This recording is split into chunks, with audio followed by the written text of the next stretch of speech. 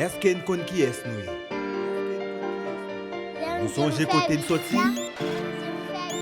Kiyès qui est bien? Nous songe? Hein? Nous vin là sous bato negriye.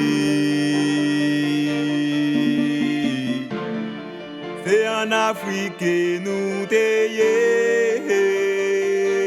Yo achète comme esklav pour nous faire travail forcé. Tretman pi mal qui bête en bas mes gran blan français. Mais parce que c'est noir yo fait konn tout gros soufrans. Non bondye yo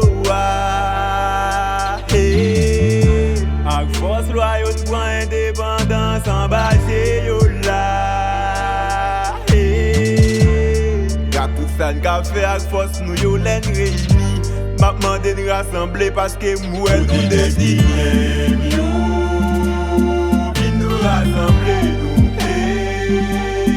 on est tous anba yo. Vin nous rasanble nous on est tous travay yo. Vin nous rasanble nous Kote des gran haut, des gran bas, izango akwanga, des gran yo konne fòse nous c'est dans l'union lié. Yo ban nous même bondye yo abou yo ka diviser. Yo coloniser nous dans mental.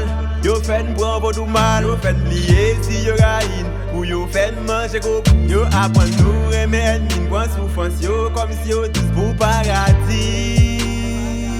Qui pareil Kote negriye yo. Vin nous rasanble nous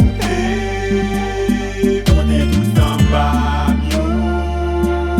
Vin nous rasanble nous on est tous travay yo. Vin nous rasanble nous Kote des gran haut, des gran bas, izango akwanga, des gran des gran bois, des bato achte.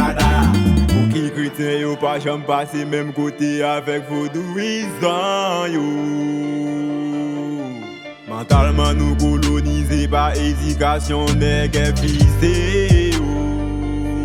Yo fait rayi qu'il dit nous apprendre ça qui pas pitil nous. Yo jouer une paysan pour ne pas planter des capitils nous. Yo ban nous la Bible pour faire qu'on est frère c'est Satan. Son façon pour diviser pour yo gen contrôle nous chaque temps. Kote negriye yo. Vin nous rasanble